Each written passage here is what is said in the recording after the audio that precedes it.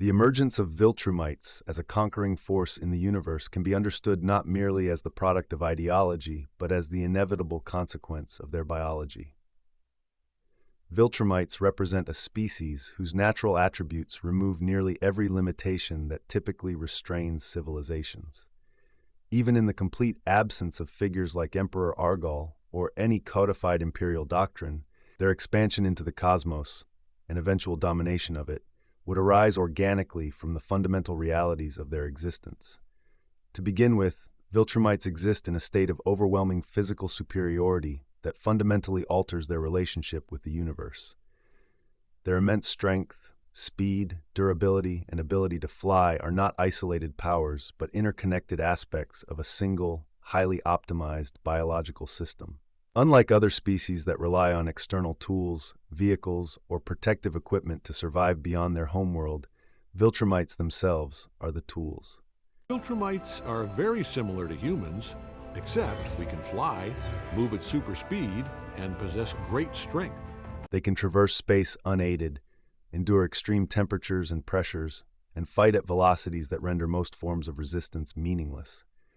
This transforms space from a hostile frontier into an open environment, removing one of the greatest barriers to expansion that limits other civilizations. Because of this, exploration becomes inevitable. A species capable of effortlessly leaving its home planet will not remain confined to it indefinitely. Individual Viltrumites, driven by curiosity, necessity, or even simple restlessness over their long lifespans, would begin venturing outward. These early explorations would gradually map surrounding star systems, identify habitable planets, and establish a growing awareness of other forms of life. Unlike human exploration, which historically required coordinated effort, vast resources, and significant risk, Viltrumite exploration would be decentralized and persistent, carried out by individuals who face minimal danger in the process. I volunteered to relocate to Earth and be its sole protector.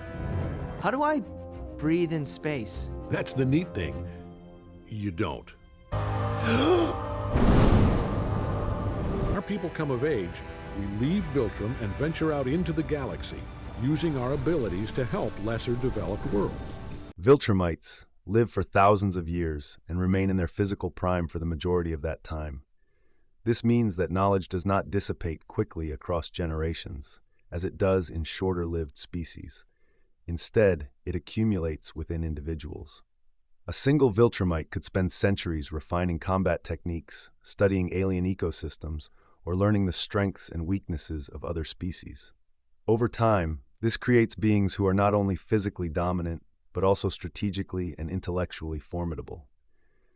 Expansion, therefore, would not be chaotic or reckless. It would be informed, deliberate, and increasingly efficient with each passing century. At the same time, their extended lifespan introduces a powerful demographic pressure. A species that rarely dies of natural causes, maintains peak physical capability for millennia, and can reproduce across vast spans of time, will inevitably face population growth that outpaces the resources of a single planet. Billions upon billions. You will soon be sent to the far edges of our empire. You will bring order. Even if Viltrumites attempted to remain isolated, the simple mathematics of their existence would push them outward. Resource scarcity, whether in the form of space, energy, or raw materials, would necessitate expansion. And given their capabilities, the most straightforward solution would be to claim new worlds rather than negotiate access to them. Reproduction further ensures that this expansion is not merely territorial, but also biological.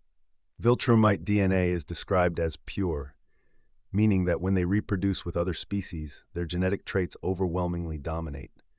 The resulting offspring are far more Viltrumite than anything else, effectively transforming other populations over time. This creates a unique form of conquest. Not only do Viltrumites occupy new worlds, but they also absorb and replace the native species at a genetic level.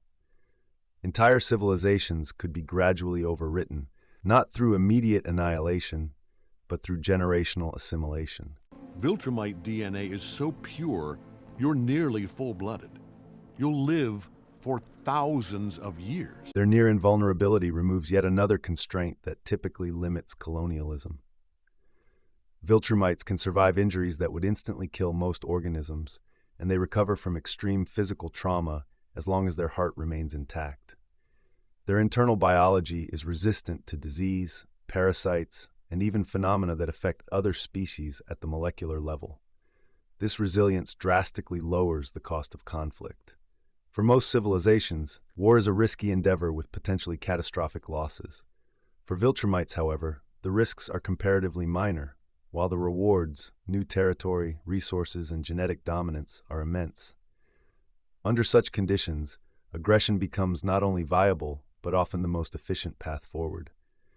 A species that is consistently stronger, faster, and more durable than all others will inevitably become aware of this disparity. Even without an ideology like that under our goal, a sense of superiority would likely emerge over time. Look what they need to mimic a fraction of our power. The species remains unusually defiant, despite our clear demonstrations of Viltrumite superiority. This belief of them being superior would not necessarily begin as cruelty or malice, but as a pragmatic recognition of reality. Viltrumites can do what others cannot. From this reality, a new type of world order could develop naturally, in which weaker species are seen as incapable of meaningful resistance or self-determination on a universal scale. This perception would further encourage expansion. If other species are viewed as inherently limited, then the moral and strategic barriers to conquering them diminish. Viltrumites might justify their actions as efficient governance, resource optimization, or even a form of imposed stability. Over time, such justifications could evolve into a fully realized imperial philosophy, and that philosophy would emerge after expansion begins, not before. In other words, conquest would not require ideology to start. Ideology would arise to rationalize and sustain it. Our most trusted officers were each given a planet to weaken by themselves. The universe belonged to Viltrum. Do you have any idea how long we live? The older we get, the slower we age. Because Viltrumites live for thousands of years, even slow expansion becomes significant when viewed over long periods. A single colony established on a distant planet could, over centuries, grow into a major stronghold. Multiple such colonies, spreading outward in all directions, would eventually form a vast network of Viltrumite-controlled space. Given enough time, this process would scale to a galactic level. What might appear gradual in the short term becomes overwhelming in the long term, especially when directed by a species that does not experience the same generational turnover as others. Conflict would further accelerate this process. Encounters with other advanced species would likely result in resistance, but such resistance would rarely succeed against Viltrumites. Each conflict would serve as both a test and a refinement of their capabilities, making them even more effective in future fights. Over centuries, this would allow for faster expansion. Some species resisted, of course, but no one could withstand us for long. Earth isn't yours to conquer.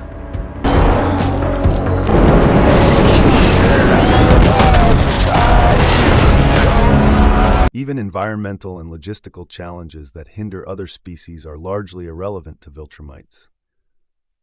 They do not require spacecraft, life support systems, or extensive supply chains to operate across interstellar distances.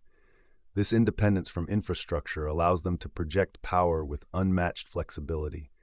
A single Viltrumite can act as an explorer, soldier, and colonizer simultaneously. This efficiency multiplies the impact of their population, enabling a relatively small number of individuals to control vast regions of space. The fact is that the Viltrumites were made to conquer, and that is just a logical conclusion. Their biology aligns perfectly with the demands of expansion, mobility, survivability, adaptability, and reproductive dominance. These traits do not merely give them an advantage, they remove the very constraints that prevent other species from achieving universal conquest. They are the apex predator of the entire universe with no natural threats. They will help conceal our approach.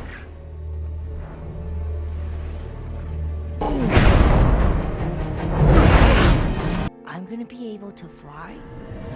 Yes, son. You're gonna be able to fly. Even in a world where Emperor Argal never existed and no formal doctrine of supremacy was ever established, the Viltrumites would still be driven toward the same outcome. Overpopulation would push them outward, their abilities would enable effortless exploration, their longevity would sustain long-term expansion, and with no order to not populate with other species, their reproductive dominance would ensure that conquered worlds became extensions of their species, creating numerous hybrid disposable soldiers. Viltrumite conquest is best understood as a characteristic of their existence. It is not imposed from above, nor is it dependent on any single leader or moment in history. They can live for a very long time, they are super strong, fast, and can fly in space from planet to planet. They were created to do this. Their spread across the universe is not just plausible, it is, in many ways, unavoidable. In every single way, the Viltrumites are truly the ultimate life form in this universe. You're going to start to develop superpowers of your own. Super strength and speed, flight, the whole bit.